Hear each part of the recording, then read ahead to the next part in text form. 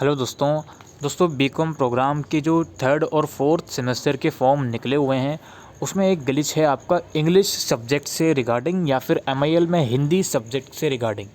Glitch ये है दोस्तों, जब हम सीबीसीएस का जो सिलेबस है बीकॉम का वो जब हम देखते हैं तो उसमें हमको बताया जाता है। एक बार पहले सिलेबस डाउनलोड कर लेता हूँ मैं बीकॉम का मैं थर्ड सेम का सिलेबस डाउनलोड कर लेता हूँ।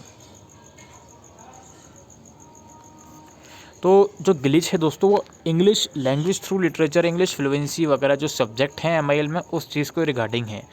एक तो पहली चीज़ मैंने आपसे कहा था कि सेकंड ईयर के थर्ड या फोर्थ सेमेस्टर में जो एमआईएल सब्जेक्ट है वो आप अपने इंटरेस्ट के अकॉर्डिंग चूज़ कर सकते हो। लाइक अगर आपको थर्ड में हिंदी चाहिए तो ले सकते हो या इंग्लिश चाहिए तो ले सकते हो, बट ऐसा फ़िलहाल नहीं हुआ है।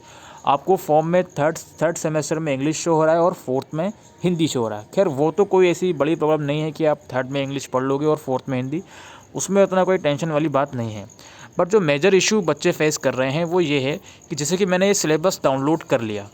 अब उस सिलेबस में क्या होता है ये देखिए, जो हमारा थर्ड सेमेस्टर है इसमें English language through literature, English fluency और इंग्लिश प्रोफिशिएंसी होता है। यहाँ पर काफ़ी बच्चों के डैशबोर्ड में गलत सब्जेक्ट शो हो रहा है। लाइक अगर आपने फर्स्ट ईयर में एमआईएल इंग्लिश में लैंग्वेज थ्रू लिटरेचर पढ़ा था तो आप सेकंड ईयर में लैंग्वेज थ्रू लिटरेचर का सेकंड पार्ट ही पढ़ोगे। आपके डैशबोर्ड में अगर ये फ्लुएंसी या प्रोफिशिएंसी अभी शो हो रहा है तो उसको चूज़ करके फॉर्म भर दो, लेकिन आपको प्रिपरेशन उसी सब्जेक्ट की करनी है जो आपने फर्स्ट ईयर में पढ़ा है उसके सेकंड पार्ट की। इसी तरह से बहुत से बच्चों के डैशबोर्ड में हो सकता है लैंग्वेज थ्रू लिटरेचर शो हो रहा होगा बट मार्क्स के अकॉर्डिंग उनको फ्लुएंसी या प्रोफिशिएंसी मिलनी है, या फिर आपके डैशबोर्ड में फ्लुएंसी शो हो रहा होगा लेकिन मार्क्स के अकॉर्डिंग आपको प्रोफिशिएंसी चूज़ करनी है। कुल मिलाकर आपके डैशबोर्ड में इंग्लिश वाला जो सब्जेक्ट है वो मार्क्स के अकॉर्डिंग अगर नहीं शो हो रहा है तो जो भी वहाँ पे शो हो रहा है उसको चूज़ करके फॉर्म भर दो। At the end of the day क्या होगा कि वो जो सब्जेक्ट है आपका, मतलब जब आप पेपर दोगे उससे कुछ दिन पहले अपने आप ही वो लोग फी रिसिप्ट में और आपके डैशबोर्ड के कोर्स सेक्शन में आपके मार्क्स के अकॉर्डिंग सब्जेक्ट अलॉट कर देंगे। अभी तो काफ़ी दुख वाली बात है कि एसओएल का सर्वर में हमेशा कुछ ना कुछ ग्लिचेस रहते हैं, लेकिन ये जो ग्लिचेस है ये काफ़ी मेजर ग्लिच है। आपसे मैं दोबारा रिक्वेस्ट करता हूँ कि जो सब्जेक्ट आपने फर्स्ट ईयर में पढ़ा था उसके कंटिन्यूएशन में ही आप सेकेंड सेमेस्टर में वो सब्जेक्ट पढ़ोगे। बात रही इंग्लिश की, और सेम चीज़ हिंदी को लेकर भी है।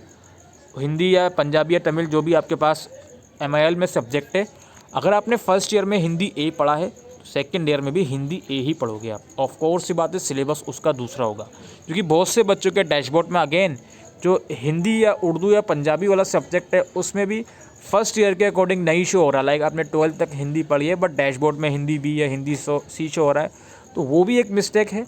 वो भी अगर डैशबोर्ड में अगर उस सब्जेक्ट में भी मिस्टेक है तो जो मिस्टेक है उसको एक्सेप्ट करते हुए वो वहाँ पर आप फॉर्म भर दो।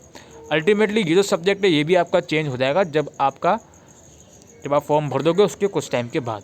ठीक है, तो इतना दिमाग में टेंशन मत रखो, जो शो हो रहा है वो कर दो। अल्टीमेटली आपकी एलिजिबिलिटी आपके मार्क्स के अकॉर्डिंग, आपने जिस क्लास तक सब्जेक्ट पढ़ा है उसके अकॉर्डिंग वो सब्जेक्ट बाद में चेंज कर दिया जाएगा। आई होप आपका डाउट क्लियर हो गया हो, तो वीडियो को शेयर करिएगा। Thank you.